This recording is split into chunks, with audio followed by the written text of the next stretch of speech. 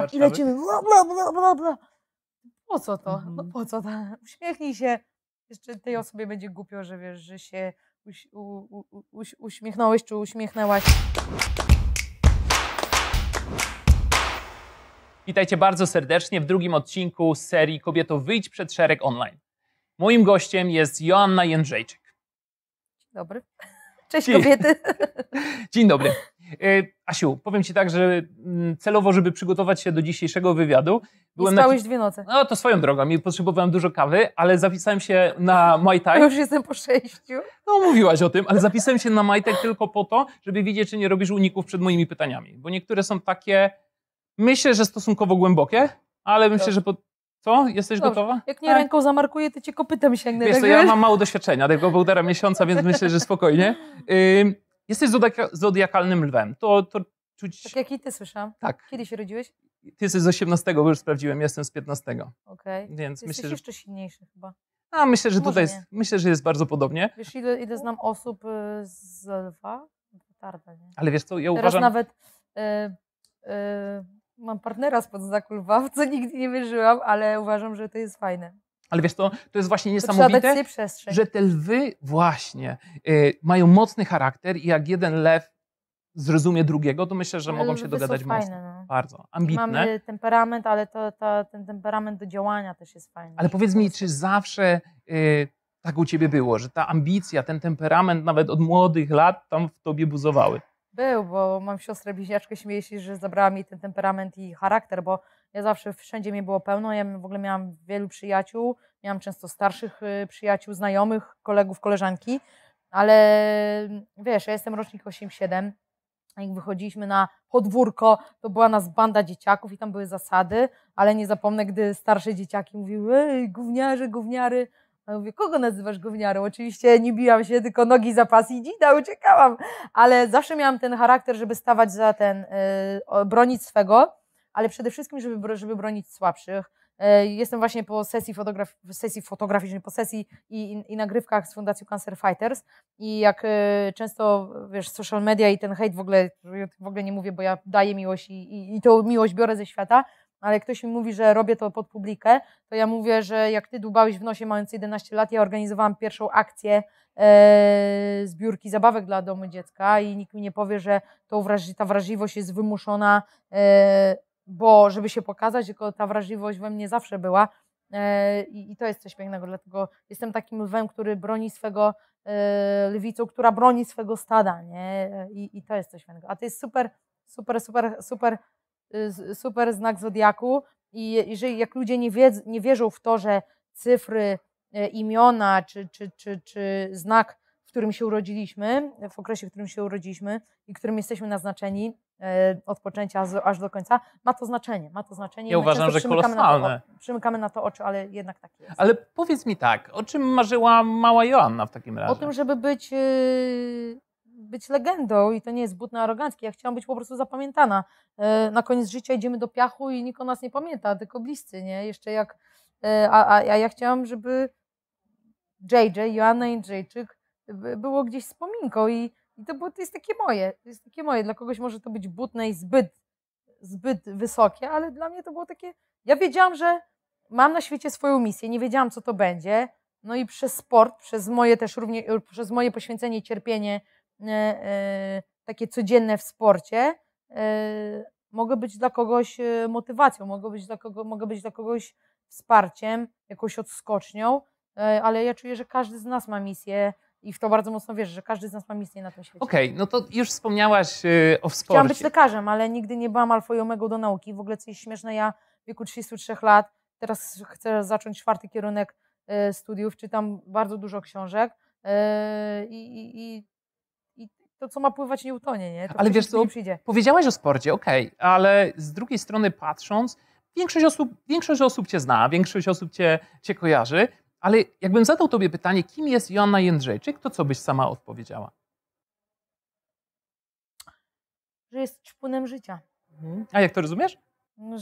Że doceniam to, co mam i kim jestem i bardzo to doceniam i się po prostu tym chcę dzielić. Tym jestem. Jeżeli chcesz zapytać o jakiś aspekt taki intymny bardziej, Nie. to uważam, że A jestem... jak chcesz o tym jestem powiedzieć, to nie, to wiesz, to można, kim jesteś na wiele aspektów. Ja nawet o tym piszę książkę, jak miałam bardzo uduchowionego trenera z Iranu i on zawsze się pytał, kim jesteś? Kim ty jesteś? Zajrzyj w głąb siebie. A ja właśnie czuję, że właśnie to, kim jestem dzisiaj i to, jak mogę ten swój talent pokazywać, tak jak Bóg w ogóle przykazał, żeby się tym dzielić i to pokazywać, to jest moja misja. Jestem właśnie taką jakby misjonarką na tym świecie. Nie? A patrząc... Bo wykorzystałam ten potencjał, który był mi dany. Ale wiesz co, patrząc jeszcze pod kątem potencjału, bo potencjał jest, uważam, że też sumą naszych decyzji, tego wszystkiego, co się w naszym życiu dzieje. Szczęścia też. Oczywiście, ale szczęście wynika z tego, co się w życiu zrobiło, co się udało, co się nie udało. Jak najbardziej. Ale patrząc właśnie na dzieciństwo, jakbyś miała, nie chcę, żeby to pytanie zabrzmiało na jakiejś sesji terapeutycznej, w ogóle nie, ale jakbyś miała powiedzieć coś o swoim dzieciństwie, to co pamiętasz, to co ci pierwszego przychodzi do głowy? Dobre wychowanie, dobra rodzina, taka normalna, prosta rodzina, ale chyba szczęśliwe dzieciństwo. To, że mogłam się ubrudzić, że mogłam podrzeć spodnie, że mogłam wywrócić się na rowerze i że tak jak teraz ćpałam życie od małego. A co się wtedy nauczyłaś, co do teraz wykorzystujesz? Jakby w życiu codziennym? To czego nauczyli mnie moi rodzice, to tej wrażliwości, miłości do drugiego człowieka. Bo to od nas zależy, ile mamy w sobie miłości, ile mamy w sobie wiary i tego, jak bardzo chcemy się z nią dzielić innymi. To od nas zależy.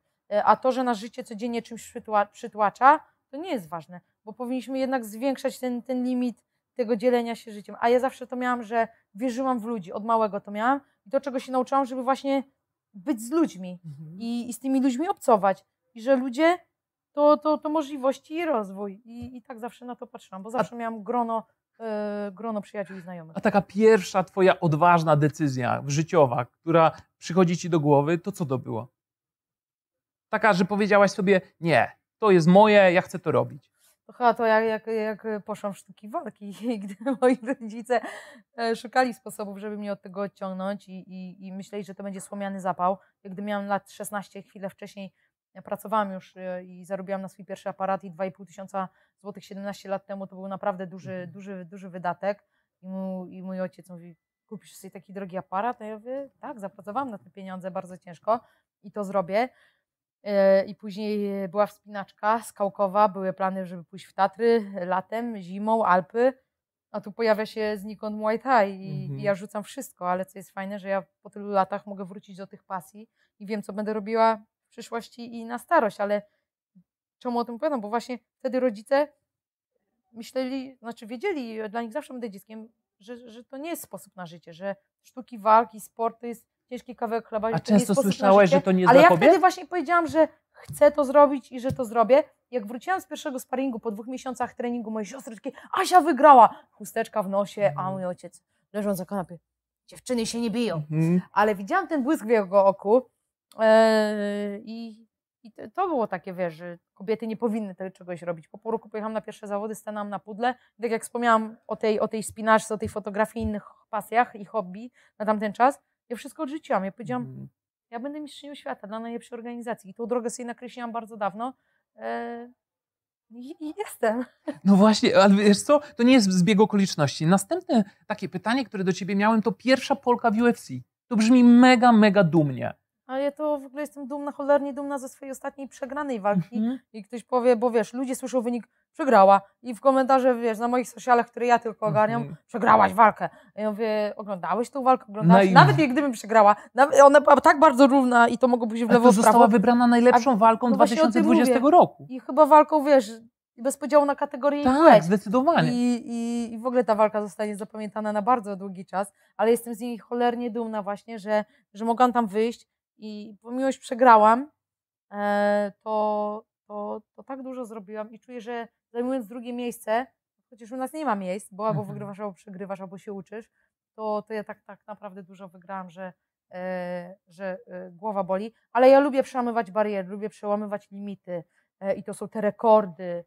nie wiem, najwięcej leg kicks, że low kicków, kopnięć na nogi, najwięcej ciosów, rekordy jakieś, uwielbiam to, ja po prostu rywalizuję, tylko to jest chore, bo rywalizacja bywa chora, ale ja codziennie rywalizuję w życiu, nie?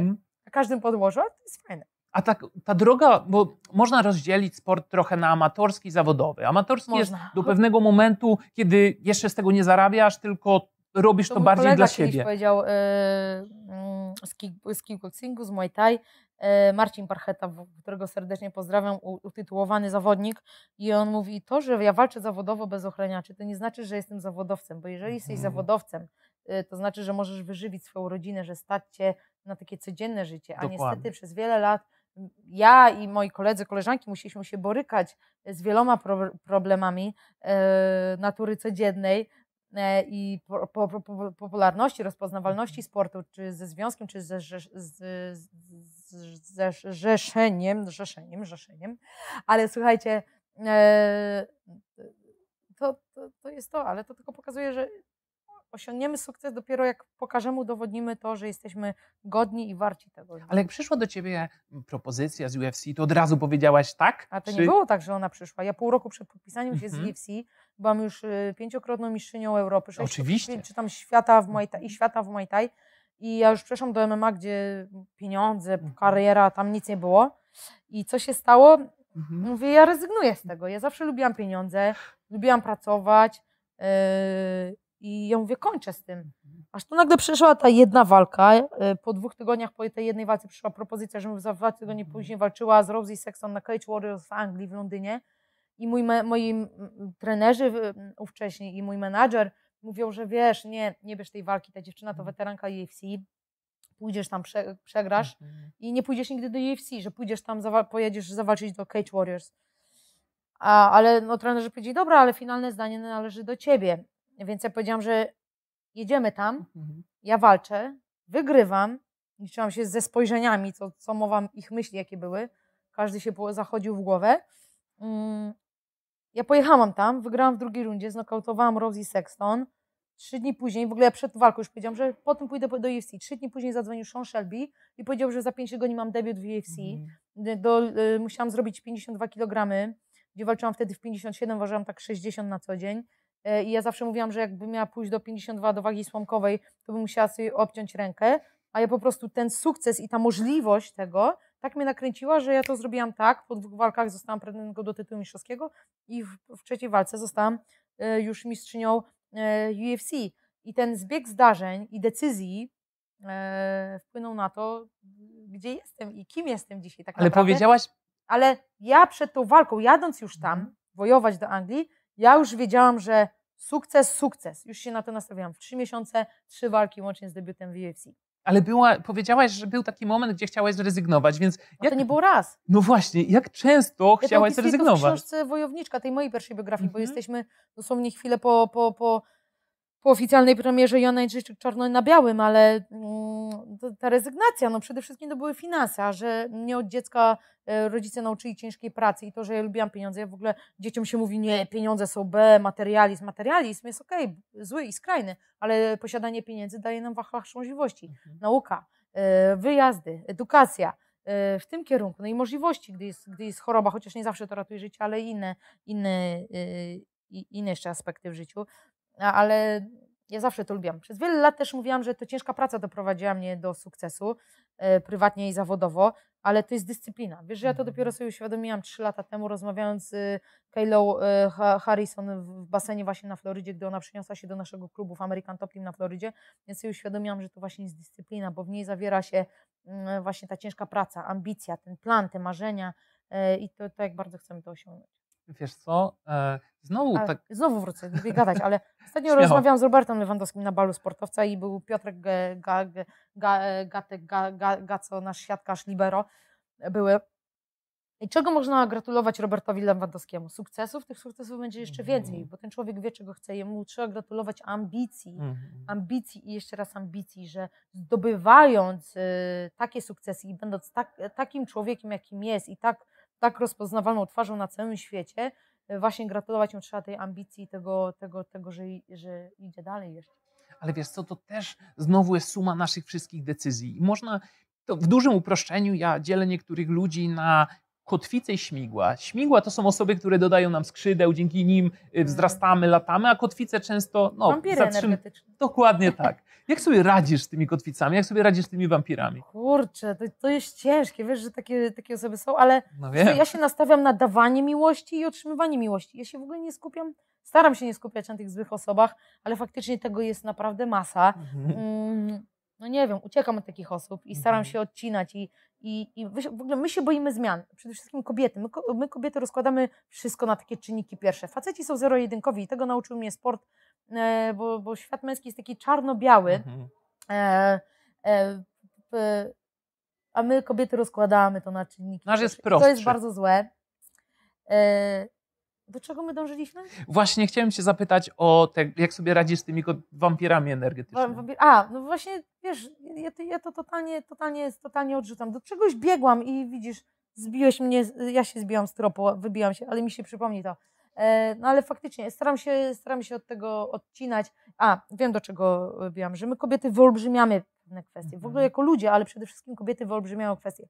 I właśnie my sami gdzieś sobie narzucamy te formy, my same sobie narzucamy te bariery, te ograniczenia i tą złą energię. A właśnie to, co dajemy, to do nas wraca i ta równowaga jest wtedy zachowana. Asia, masz dużo sportowych sukcesów, ale co jest twoim takim największym życiowym sukcesem? To, że potrafię zostać sobą, nie? Zostać sobą, że potrafię się zmieniać, adaptować do tego, co mnie otacza, jak się zmienia moje życie zawodowe i prywatne.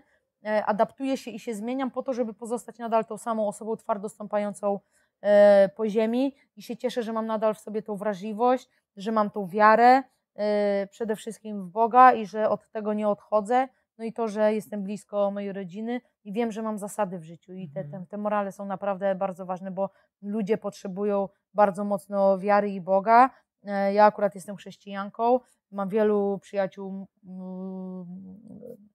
z islamu czy z różnych religii, ale dla jednego Bogiem będzie, wiesz, słoneczko, zen, yoga, praktykowanie jogi. Wiesz, jak ja już na przykład wrzucam zdjęcie, że praktykuję jogę, to ludzie mówią, to jest sprzeczne z twoją wiarą. Ludzie, nie bądźmy skrajni. Ale Bóg Przecież jest ja się nie jeden. Ale Bóg jest jeden, tak. Finalnie to jest jedna osoba. Znaczy 3 osoby u nas. 3 osoby u nas, ale ja uważam, że one i tak się łączą. Na całym świecie jest jedna. Wiem, o co chodzi, tutaj już nie bądźmy skrajni, wiadomo, ale tak, to wygląda. To mi pozwala po prostu być i to jest moim sukcesem. No, to jest moim sukcesem, że jestem, po prostu jestem. A czy zawsze byłaś takim gadułą? Czy w sensie gdzieś się to w życiu zmieniło? Nie wiem. Nie, bo jestem lwem i też dużo mówię. Moja mama jest w ogóle petarda, ona jest rak, chyba lipiec, no. Kurde, ja myślałam, że ja dużo gadam, ale ja tu lubię pójść do chaty i milczeć. I słuchać muzy, wiesz, milczeć. Ale no, faktycznie lubię. I to, wiesz co, i czasami ludzie mówią, że wiesz, kto dużo mówi, to ta jakość jest inna, ale ja w ogóle bym się chciała tyloma rzeczami podzielić, ale przede wszystkim nauczyć od ludzi. Ja bym chciała tak słuchać. Nie tylko, żeby wysłuchać, ale żeby spróbować zrozumieć. Myślę, że to jest problem tego czasu, bo ludzie słuchają, żeby wysłuchać, nie? I bycie asertywnym, ale też bycie szczerym jest bardzo ważne w tych czasach. Odnośnie szczerości. Co jest twoim takim największym punktem zwrotnym w życiu? Albo co było? Co masz na myśli? Wiesz co, to jest bardzo szerokie pytanie, więc raczej punktem co ci pierwszego? Zwrotnym? Każdy z nas ma jakieś tam punkty zwrotne. Chyba moja przegrana z Rosnama u nas w 2017 roku. To był taki punkt, takie nowe odrodzenie. Się narodziłam jak Feniks z popiołu na nowo, chociaż ja nigdy nie zaginęłam. No. To był nawet hashtag The Queen is back. I cały czas funkcjonuje, czy? Oczywiście, jak najbardziej. Tylko te przewartościowanie życia, kariery, dążenia do kariery. Gdy jesteśmy młodzi, bardzo pragniemy być znani, lubiani. A ja chcę wchodzić do pokoju i się zastanawiać, czy ja lubię tych ludzi. I to jest najważniejsze. Ale że chcemy, wiesz, skończyć dobrą szkołę, mieć dobrze płatną pracę, mieć super fajnego, bogatego męża, czy ktoś żonę, czy partnerkę, dzieci, bla, bla, bla, etc., etc. Finalnie są rzeczy, które nas właśnie zbyt mocno trzymają. Jesteśmy wiesz, jakby więźniami tego. I To Nie o to w tym słyszysz wszystkim tak, chodzi. Aśka, weź już sobie usiąść na tyłku w Że to jednym słyszę miejscu. cały czas i ta ambicja jest boli, bo ja 2 dni temu nawet mówię wracam, nie? Tylko, że ambicja czasami może przerodzić się już w chorą ambicję, która prowadzi do destrukcji. A my w ogóle jako istoty jesteśmy samodestrukcyjni i musimy bardzo z tym uważać, nie? Ale to jest moje życie. Gdy moja rodzina wracam do domu i po 2 dniach nagle znowu wyjeżdżam, albo po dniu tylko się przepiorę w domu, prześpię się w swoim łóżku i uciekam i jejku, znowu wyjeżdżasz. Ale to jest moje życie. To jest życie, moje życie od wielu lat, które ja bardzo lubię. Ja się w nim odnajduję. I pomimo, iż tych obowiązków nie jest mniej, to naprawdę mam taki luz na bani. Sorry za kolokwializm, ale ja widzę, że mam taki luz na głowie. Kiedyś to się stresowałam. Ojejku, wywiad, ojejku, przygotowana. Ojejku, odpisz na maila, ojejku, odzwonię, ojejku, to. Tutaj to Czy ja się ktoś bardziej umrze? stresowałem. Jak nie odpiszę, jak się spóźnimy. Nasza droga też była ciężka, już wiesz, mówię, naprawdę to do mnie piszesz. Ale Tak. trzeba po prostu pozwolić pewnym rzeczom pójść swoim torem i pozwolić pewnym ludziom pójść. Musimy się puścić, żeby pójść dalej. No jakby tokolwiek nie brzmiało, kobiety. Odnośnie właśnie kobiet. Wspominasz na swoich social media, przynajmniej takie coś znalazłem, że mężczyźni boją się silnych kobiet. Tak, no bo ja Jak tego myślisz? doświadczyłam. No właśnie, ale jak myślisz, z czego to wynika? Dlaczego Nie tak wiem, jest? no bo ja mam w ogóle taką... W XXI wieku nie ma podziałów na zawody, sporty, hobby, pasje żeńskie i męskie. Ten świat stoi otworem ze względu na kolor skóry, orientację, pochodzenie, wyznanie. Ale wiesz, ja w domu lubię być taką kobietką. Jestem strasznym wrażliwcem. To, czego często ludzie o mnie nie wiedzą. Ludzie tylko myślą, że ja wiesz, wychodzę do walki i tylko potrafię prać. Nie tylko pranie, ci bruneciuchy, ale wiesz, w oktagonie czy na treningu. Ale ja uważam, że fajne to jest, gdy wiesz, gdy mężczyzna weźmie śrubokręt i to dokręci i wcale mi nie przeszkadzają obcisłe dżinsy, nie? No nie bądźmy skrajni, ale że kobieta też powinna o ten dom zadbać, że jestem taką, chciałabym mieć taką trochę starodawną, ale tradycyjną rodzinę w przyszłości, ale mężczyźni tak jakby boją się kobiet sukcesu, bo myślą, że one im przez to będą ujmować, wiesz, ujmować tej męskości, że to facet powinien zarabiać. Ja wcale tak nie uważam. Jeżeli kobieta zarabia więcej, co jest w tym złego? To wiesz, czasami trzeba podjąć wspólne wybory dla dobra tego związku, na który się decydujemy chociażby, ale czuję, że czasami mężczyźni tak jakby boją się, że ich ego zostanie takie umniejszone, nie? Często oceniając kobietę poprzez pryzmat opinii publicznej, czy szaty, czy właśnie stanowiska, jakie zajmuje, ale to nie jest tak, bo każda z nas jest kruchą istotą i do domu lubi pójść i się wtulić w tego kochanego misia. No. A skąd bierzesz siłę? Nie wiem, chyba właśnie z tej misji, którą mam na świecie. I Bóg nie kazał talentów chować, trzeba te talenty pokazywać i pomnażać i się tym dzielić. I chyba to mi daje siłę, ta wiara i te marzenia mi dają siłę, te ambicje, które mam i to, że nikt za mnie tego nie zrealizuje, nikt za mnie nie zmieni pracy, nikt mi nie da tej pracy, tak, nikt mi nie da awansu, jeżeli sobie na to nie zapracuję, nikt nie wiem, nie będę miała wspomnień z wycieczki, jeżeli na nią nie pojadę, na nią najpierw nie zarobię.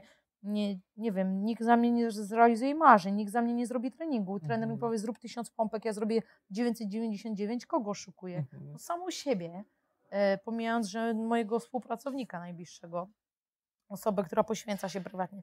Także to mi daje siłę. To, że ja chcę realizować swoje cele, marzenia, pomimo tych upadków, przegranych, ja chcę iść po to, próbować, smakować, bo życie ma wspaniały smak i się tego nauczyłam jeszcze bardziej, ja zawsze taka byłam, ale nauczyłam się tego jeszcze bardziej po stracie mojej przyjaciółki,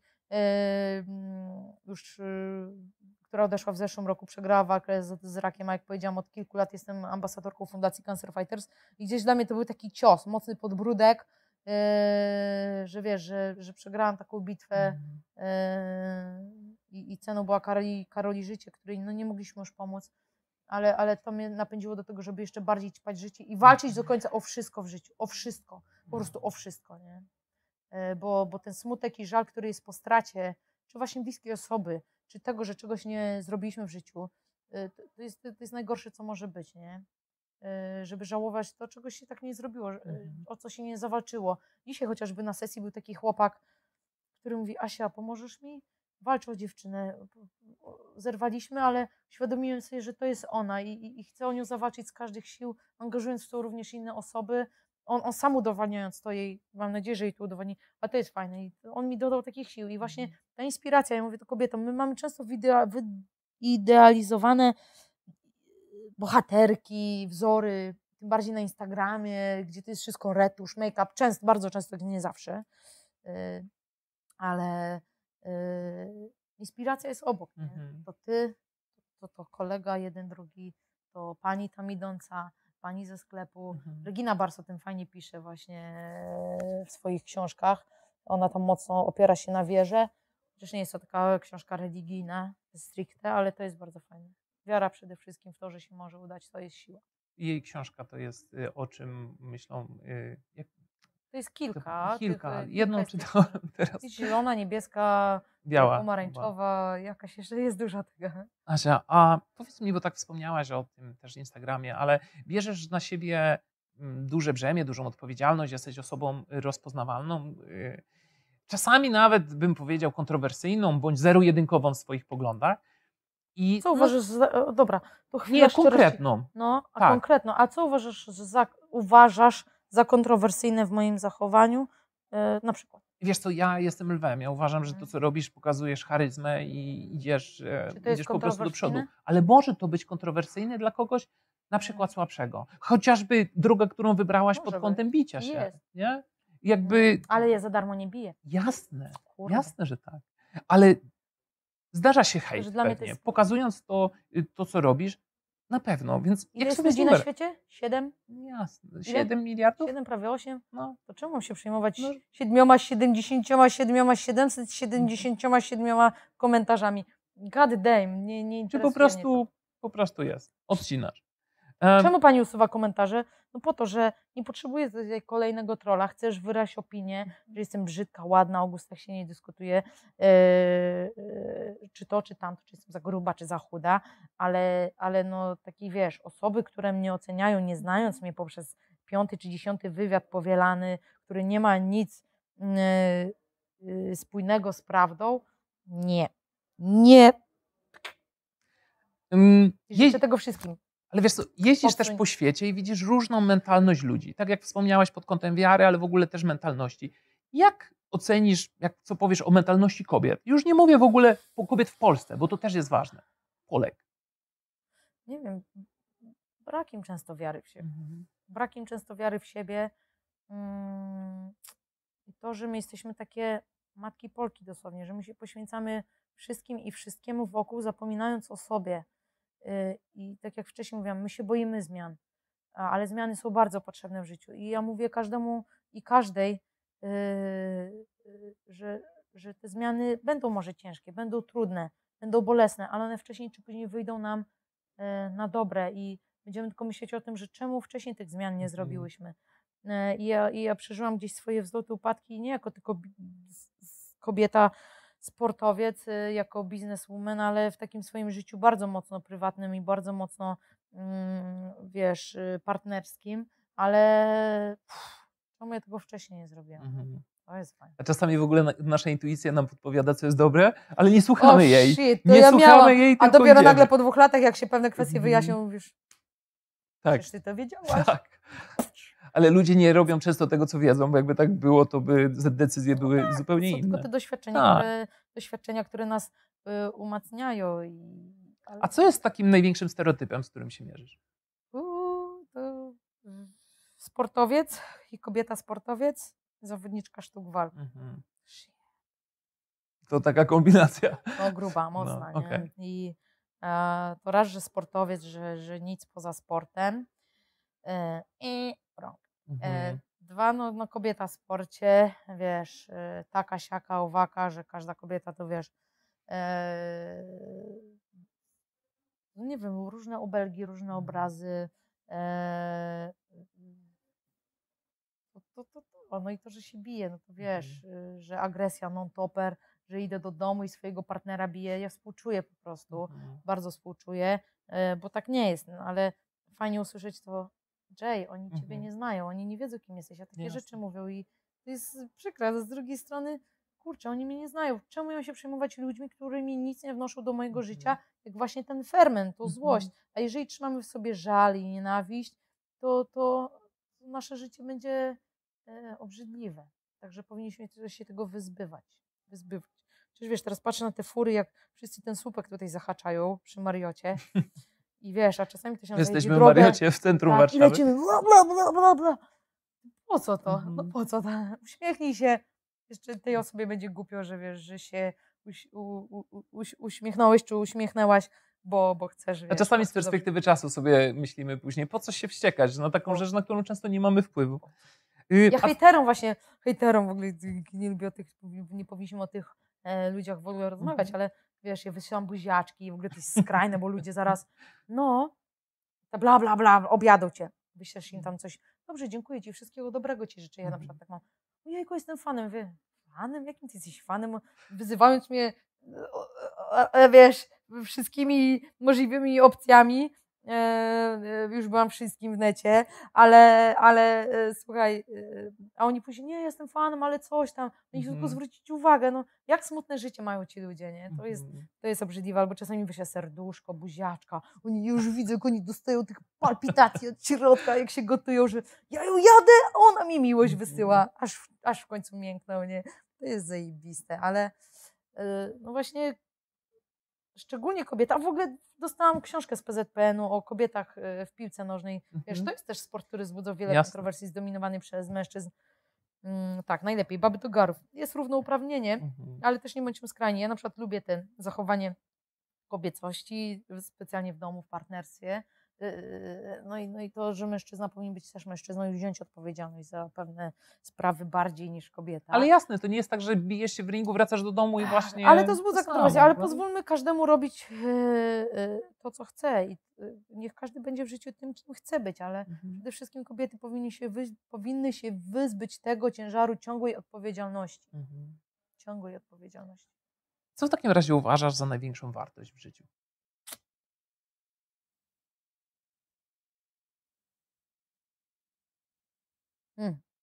To jest ciężkie pytanie, wiesz? Czy miłość jest wartością? Ja bym powiedział, że tak. To jest miłość. Do siebie? Czy w ogóle jakoś tak do kogoś jakoś chcesz to rozgraniczać? Do ludzi ogólnie. To jest taka wartość mocna, która jednak wygrywa ze wszystkim. Ze wszystkim. A gdybyś miała dać jedną radę osobie, która ogląda to wideo, jedną życiową, co by to było? Powiedzmy kobietom, bo ten wywiad będzie właśnie do kobiet. Co by to było? Że, nie wiem, często są nam podcinane skrzydła, często sobie same umniejszamy, ale nie pozwólmy innym ludziom nam umniejszać. Nie pozwólmy sobie umniejszać i zabierać nam tej kobiecości, bo to jest siłą. Bycie kobietą to siła, kobiecość jest siłą. I nie pozwólmy sobie umniejszać i znajmy swoją wartość. I nie bójmy się właśnie wyjść przed szereg i żeby się zrealizować, bo tak jak powinniśmy chwytać każdy dzień, ale to nie jest takie carpe diem, żeby wiesz, bezgranicznie, jutro ma nie być, ale faktycznie tego jutra może nie być. Jutro może spaść na nas taki grom w różnych postaciach, dlatego przeżycie każdego dnia na nowo jest bardzo ważne i ja powiem każdej kobiecie, nie bój się zmian, bo wcześniej czy później to wyjdzie tobie na dobre i bądź tą kobietą, którą chcesz być. I jak ludzie mi piszą, czy po angielsku you're perfect, albo jesteś perfekcyjna, jesteś taka, nie ma ludzi perfekcyjnych, ale ja uważam, że dążenie do perfekcji jest wspaniałe, że każdy dzień daje tę możliwość dążenia do perfekcji. Dzięki. Mam jeszcze pytanie od widzów. Dawaj, tylko jedno? Nie, pytania. Wiesz, niektóre wyeliminowałem, bo się powtarzały, ale pierwsze, co jest twoją motywacją? Moją największą motywacją są moje cele i marzenia. Brzmi to tak, ale no to jest prawda. To, że chcę, aby moje marzenia żyły i nikt ich nie zrealizuje. Gwiazdka nie spada tak z nieba na każdego dnia, ale ja te gwiazdeczki chcę sama ściągać i pracować na ich realizację. Także cele i marzenia. Jak jestem bardzo zmęczona w przygotowaniach, a przygotowuję się do walk około 8-12 tygodni, są to 2-3 treningi dziennie, około 8-13 jednostek treningowych w tygodniu. połowie kampu jestem już zmęczona fizycznie, przychodzi zmęczenie psychiczne i masz tego dość. Masz tego po prostu dość. Ja wtedy myślę o tych marzeniach i po prostu idę dalej. Nie? A jak się Bo czujesz, że jak wiem, takie marzenie odhaczysz? Bo czasami jest tak, że odhaczysz coś, jest ten pustka bucket list trochę. jest długie, nie? Ale moim marzeniem jest stać To jest co rano, odhaczać. to już się zasypiając, to ja wiesz, moim marzeniem jest zjeść rano owsiankę. Dęk, budzę się, moim marzeniem jest owsianka. Dla kogoś to jest takie błahe, ale to jest to, życie to smaki. Życie to smak. I wszystko ma smak, nie? Pocałunek, nie wiem, posiłek ma smak, miejsca mają smak, bo ja kocham Tajlandię, lecę do Tajlandii, ten zapach, to jest kurde. To Ale jest to. wiesz co, akurat jak wspomniałeś o smaku i teraz o jedzeniu, to jest drugie pytanie, czy nie masz pokus związanych z cheat mealami, fast foodami i jak sobie z nimi radzisz, gdy na przykład nie moją możesz? kolejną walkę tego długo. Ja lubię ten fat kid status, ale co w ogóle to jest śmiechowe, że ja teraz mniej takich mam cheat meali. Ja lubię zdrowe odżywianie, ale faktycznie pozwalam sobie. Przed chwilą zjadłam super glutenową pastę z owocami morza i to jest z jakimś sztosiwem, zagryzłam jakimś danisz tym ciasteczkiem. Ach, muszę się przyznać, ale no radzę sobie z tym, chociaż ja wiem, że to stajemy się tym, co jemy i to funkcjonowanie jest bardzo ważne i ja staram się naprawdę zdrowo odżywiać przez większość dnia chociażby, żeby być jak najbardziej taką Wiesz, że to tak przez produktywną osobą. Wiesz, że to przez większość dnia to jest tak, że niektórzy są specjalistami Wiesz, do 22. Jeżeli lubię mączne rzeczy, no to zjem jedną kromkę chleba, albo będzie to chlebek bezglutenowy, bo lubię dietę bezglutenową i bezlaktozową. Zdarza się, że robię sobie posty od mięsa i też to lubię bardzo. Ale no, to jest fajne. No to wiesz, że na przykład zjem jedną kromkę chleba, a nie to, że śniadanie, obiad, kolacja to będą pajdy chleba, nie? A gdzie się lepiej czujesz? W Polsce czy na Florydzie? Czy w ogóle w Stanach? W Polsce. Tak. Tu się urodziłam, tu się wychowałam, tu jest moja rodzina. A możesz być w najpiękniejszym miejscu na ziemi i będziesz się czuł cholernie samotny, bo to ludzie tworzą miejsce. I żyję swoim amerykańskim snem, ale ja go mogę realizować też tutaj. I każdemu życzę tej małej Ameryki i to jest taką przenośnią. Nie? Czy mężczyźni się ciebie boją? Zdarza się, chociaż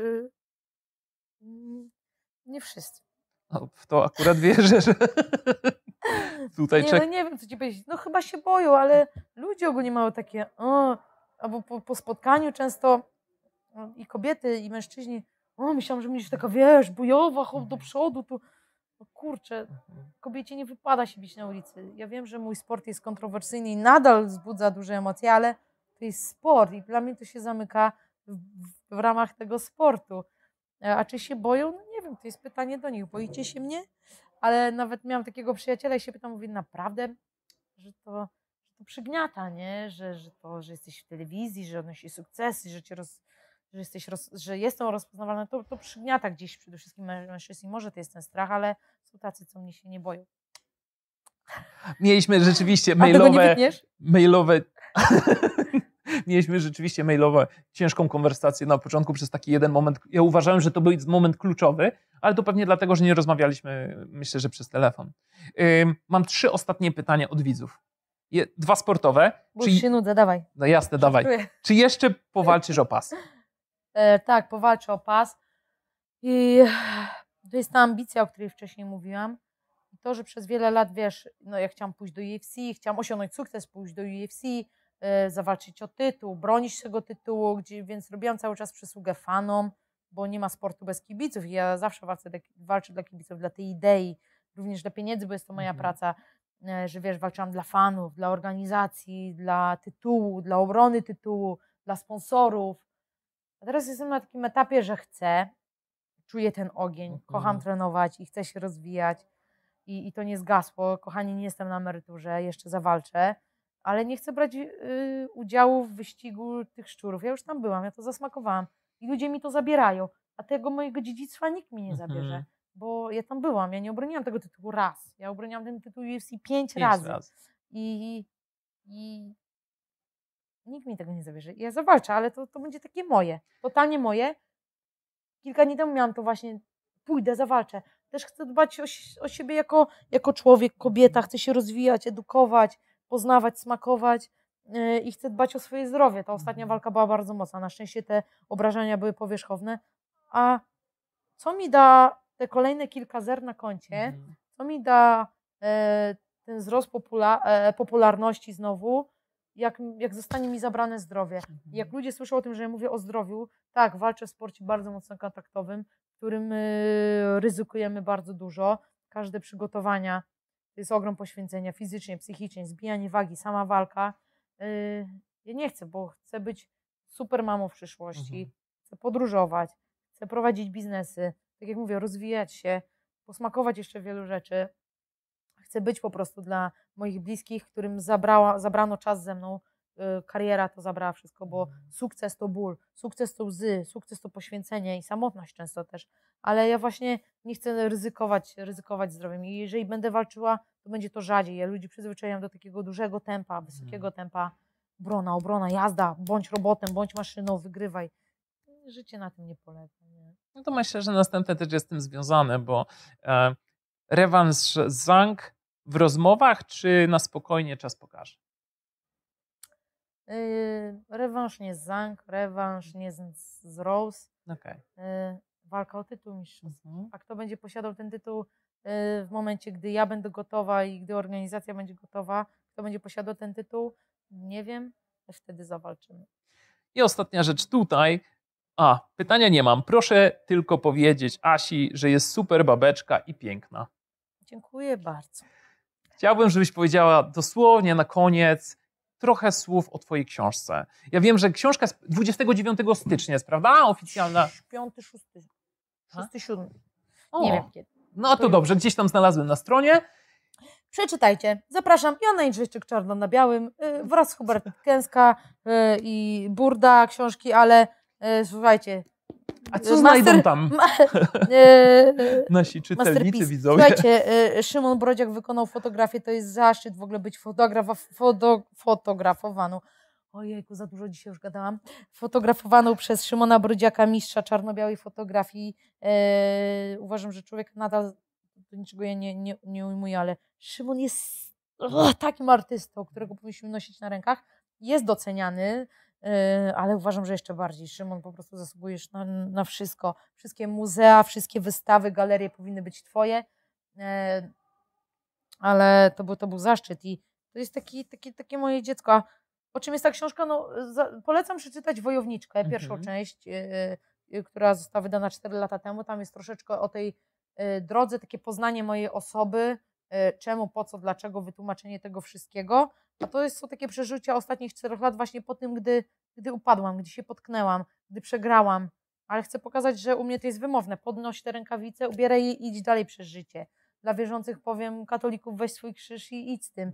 Dla innych powiem, wiesz, po prostu pozbieraj się i idź, ćpaj życie, że nieważne ile prób jeszcze jest przed nami, warto się z tej każdej próby i tej burzy piaskowej otrzepać i pójść dalej. Ja gdzieś to pokazuję, że często osoby, które są dla nas inspiracją, które widzimy w telewizorze czy w internecie, które odnoszą duże sukcesy, nie znaczy, że te osoby są urodzone pod złotą, jasną gwiazdą, jak to się złotą, szczęśliwą gwiazdą, że szczęśliwą gwiazdą. W życiu każdego z nas zdarzają się potyczki i często wzbudzam wiele kontrowersji mówiąc tym, że nie ponoszę porażki. Ja bym nie chciała nigdy ponieść porażki.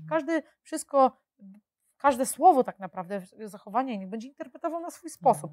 Ja porażkę interpretuję właśnie tak, że to jest niechęć i niemożność. Niemożność to jest dobre, taka niemożliwość. Tak. Taka takie fajne słowo. Powiedz, jakie ja ci podpowiem. Przypomni mi się. Trudno. To jest takie zrezygnowanie z siebie, z marzeń, z ambicji. To jest dla mnie porażka, a ja mam nadzieję, że nie doznam nigdy porażki tej życiowej, tej zawodowej, że będę przegrywać, ale po każdej przegranej wyciągnę wnioski, jak największą lekcję i po prostu będzie to motywacją i takim zapłonem do dalszego działania. Także przeczytajcie i poznajcie JJ, tą inną JJ, bo tu jest też opisane bardzo dokładnie to przygotowania do walk i to nie jest sama walka, to już jest dla nas wisienka na torcie, to już jest po tym już będzie wszystko skończone, będziemy mogli odpocząć. Zawsze my zawodnicy możemy odpoczywać po walkach. Rodzina, jedzenie, wszystko, a ta ciężka praca jest przed i jest to tutaj to opisane. Dziękuję Ci serdecznie, Asiu. Jak widzicie, to jest kobieta, która jest idealnym przykładem na wychodzenie przed szereg. Pomimo wszystkich sytuacji życiowych, cały czas do przodu, pełna petarda. To jest ja często byłam tak, nie powiem, że byłam spychana na margines, ale tak czułam się często niedoceniana. Ale najważniejsze to jest to, aby docenić siebie. Jasne. I wyjść przed ten szereg, żeby jednak mimo wszystko pokazać taką małą figę z makiem. Ale ty jesteś żywym dowodem na to. Żywym dowodem. Codzienne, chyba codzienność. Ale ja tak miałam teraz, jak sobie przypominam, bo ja mam takie plamy w tym, po prostu tyle się dzieje u mnie w życiu, że ja do nowego się adaptuję.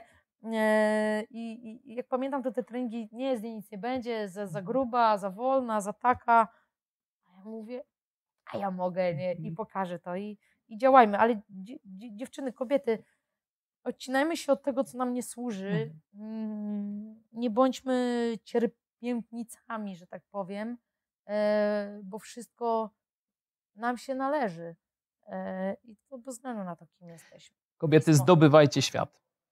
Macie wiesz, jak teraz fajnie, znowu ci przerwę, bo dobra.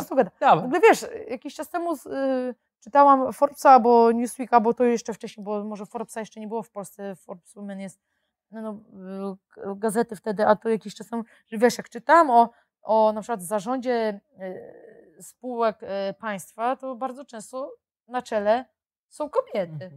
I kobiety, niech to będzie dla was motywacją, że są kobiety, które nam pokazują, że warto wyjść przed szereg. I impossible is possible. Wszystko jest możliwe. Jak to mówią, na udeptanej ścieżce nie rosną kwiaty. Więc wyznaczajmy nowe trendy, idźmy do przodu. Asia, dostaniesz ode mnie prezent, tak? tylko że wyślę ci go pocztą. Bo nie zdążyłem teraz sobotę, weekend, nie oszukujesz? Wiesz. Nie oszukuję, dostaniesz ode mnie. Dobrze. Obiecuję. Nie jem słodyczy, pamiętaj, ale lubię MMM. No, dostaniesz coś innego, ale nie jem słodyczy, MMM-sy będą. Dziękuję ci serdecznie. Zainspirowałaś mnie do działania, będę wracał do Rzeszowa z uśmiechem na twarzy.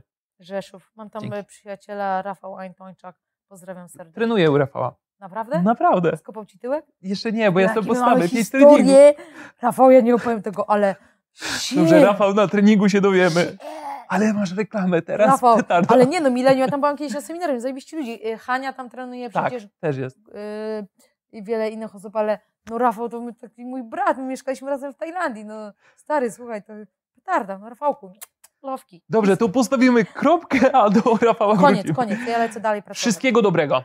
Trzymajcie się, dziękujemy serdecznie. Dziękuję, Asiu.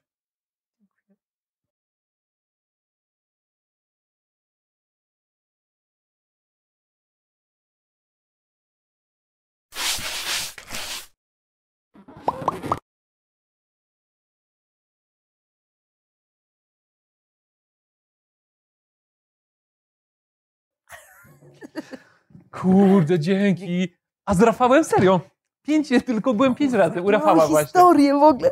Naprawdę jak rodzeństwo byliśmy, nie? O, tak. A wiesz, to jest gość, który w ogóle nie wygląda, w sensie, to jest tak, że... Przekochany on jest. Tak, taki, no wydawałoby się, że chłopczyk, ale właśnie te 5 treningów, ja przez to, że 20 lat gram w piłkę, dla mnie największym problemem jest kopnąć, żeby zrobić obrót trochę na tej stopie. Ale piłkarze bardzo fajną mają dynamikę do kopnięć, szczególnie tych niskich low kick. No, front to mi... Ale do czego jeszcze w ogóle ja nie mam tak nigdy w życiu, że wiesz, żałować rzeczy, wiesz, których się nie zrobiło, ale jak ludzi spotykam, że gdybym był piłkarzem albo coś tam, gdyby coś się nie stało, to byłbym piłkarzem. Takie pieprzenie. Tak. A ja na przykład mam tak, że gdyby nie sztuki walk, żebym wiedziała wcześniej o pięściarstwie kobiet, żebym przez 12 lat nie musiała pracować i inwestować w siebie, znaczy w sensie, że kadra płaci za to, to bym poszła na pięściarstwo, bym być może zdobyła olimpiadę teraz, ale w piłkę nożną, piłkę ręczną żałuję, że rodzice wcześniej mnie nie pchnęli w to, ale piłka była wtedy passé, wiesz, jak kobiety jak miałam przerwę w 2010 roku, bo mówię koniec ze sportem, bo nie ma z tego ani chleba, ani wiesz, z tej mąki chleba nie będzie, to poszłam na piłkę nożną.